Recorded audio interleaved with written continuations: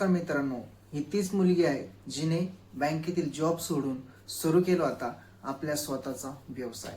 तिचा व्यवसाय सुरळीतपणे चालू असताना काही लोक येतात आणि तिला तिचा स्टॉल काढायला लावतात।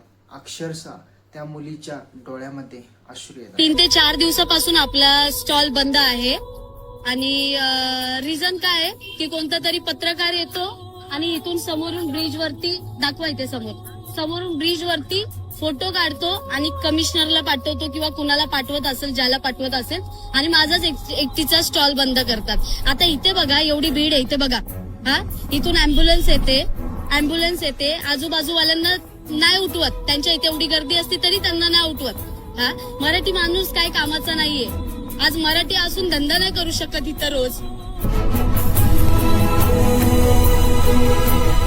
इथे 2 नंबरचे धंदे करणारे लोक बसतात, इथे सगळे पेवडे लोक बसतात।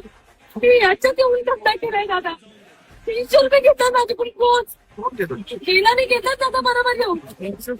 हा मी म्हटलं माझी ऐपत नाही तेवढी द्यायची तरी घेतात। महापालिकेवाले बोलतात सर्वांनी जातात, पोलिसांचे जातात, केडीएमसीचे जातात, सर्वांचे जातात आणि सर्व येऊन मला विचारतात रात्रीची तुला परमिशन भेटली आहे का इथे?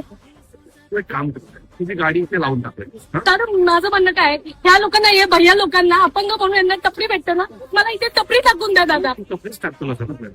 आणि त्याच्यावर राज ठाकरे साहेबांचा फोटो द्या मला लावून। मला राजसाहेबांनीच पाठवलंय तुला भेटायला। मी त्यांना जर मनापासून वोट करते ना सर, तर मला त्यांचा एक फोटो पाहिजे आणि मला इथे कोणच हलवू नाही शकत। मला साहेबांनीच पाठवलंय, त्याचं काय प्रॉब्लेम झालाय बघून घे म्हणून साहेबांनी मला सकाळी पाठवलंय।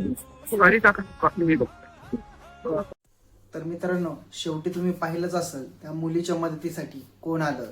सत्तेमध्ये असणारा एकही माणूस अजूनपर्यंत त्या मुलीच्या मदतीसाठी आला नाहीये। तर व्हिडिओ आवडला असेल तर लाईक करा आणि व्हिडिओ तुम्हाला कसा वाटला ते कमेंटमध्ये नक्की सांगा। धन्यवाद।